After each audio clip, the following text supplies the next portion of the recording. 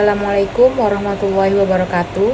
Perkenalkan, saya Nina Sabrina dengan NIM 204210229 dari lokal PGMI 6H.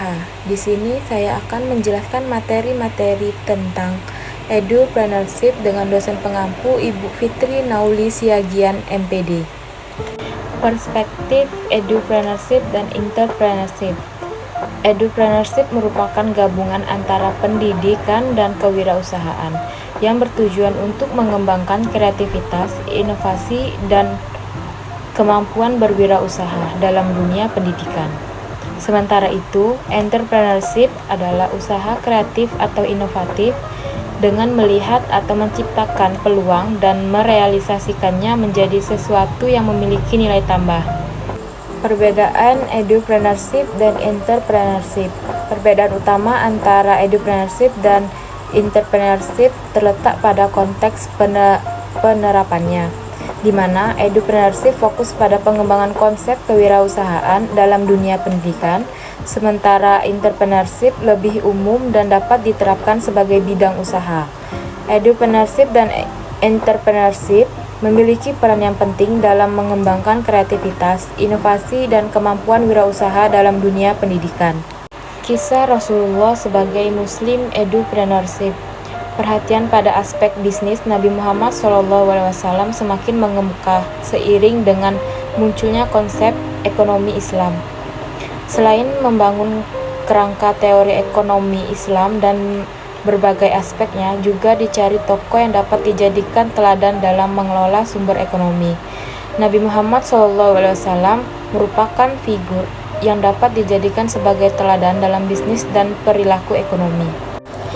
Karir Nabi Muhammad SAW sebagai entrepreneurship atau wirausaha dimulai saat berusia 12 tahun dan memulai usahanya sendiri. Ketika beliau usia 17 tahun, beliau mulai memagang atau businessman management investment manager business owner. Pekerjaan sebagai pedagang terus dilakukan hingga menjelang beliau menerima wahyu berusia sekitar 37 tahun. Kenyataan itu menegaskan bahwa Nabi Muhammad SAW telah menekuni dunia bisnis selama lebih kurang 25 tahun, lebih lama dari masa kerasulullahan beliau yang berlangsung sekitar 23 tahun. Biografi tokoh Muslim Edupreneurship dalam negeri dan luar negeri.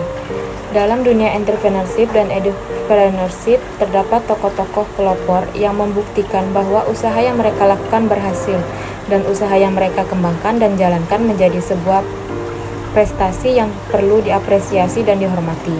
Dapat kita lihat bahwa menjadi seorang edupreneurship itu tidak mudah.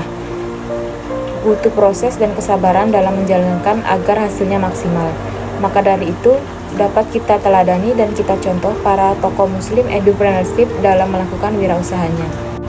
Teknologi dalam bisnis pendidikan. Teknologi dalam konteks bisnis pendidikan merujuk pada penerapan dan integrasi berbagai jenis inovasi teknologi, mulai dari platform pembelajaran daring hingga sistem manajemen sekolah berbasis digital, dengan tujuan untuk meningkatkan efisiensi operasional, meningkatkan kualitas mengajar, memperluas aksesibilitas pendidikan, dan menciptakan pengalaman belajar yang lebih interaktif dan berdaya saing. Dengan memanfaatkan teknologi, lembaga pendidikan dapat mengoptimalkan proses pembelajaran, memfasilitasi administrasi sekolah yang lebih efisien, meningkatkan keterlibatan siswa, dan menciptakan lingkungan pembelajaran yang inklusif dan berkelanjutan.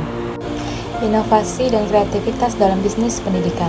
Dengan adanya inovasi dan kreativitas, bisnis pendidikan dapat menghadapi berbagai tantangan seperti perubahan teknologi, kebutuhan pasar yang berubah, dan ketentuan siswa yang semakin kompleks. Dengan menetapkan teknologi canggih seperti kecerdasan buatan, virtual reality, dan mobile learning, serta mengembangkan pendekatan pembelajaran yang berbasis proyek, berorientasi pada keterampilan lunak dan berkelanjutan. Wirausaha pendidikan dapat menciptakan lingkungan pembelajaran yang memotivasi, menentang, dan relevan. Inspirasi dan peluang bisnis. Seseorang yang memang berkecimpung di dunia kreatif dan sudah bertahun-tahun selalu berpikir dalam kerangka berpikir kreatif, pada akhirnya akan terbiasa untuk memproduksi ide. Batin yang sudah dibiasakan untuk berpikir secara kreatif otomatis akan menjadi lahan yang subur bagi ide. Stimulasinya jadi bisa dari apa saja, dari kegiatan sehari-hari, dari membaca, jalan-jalan, dan sebagainya.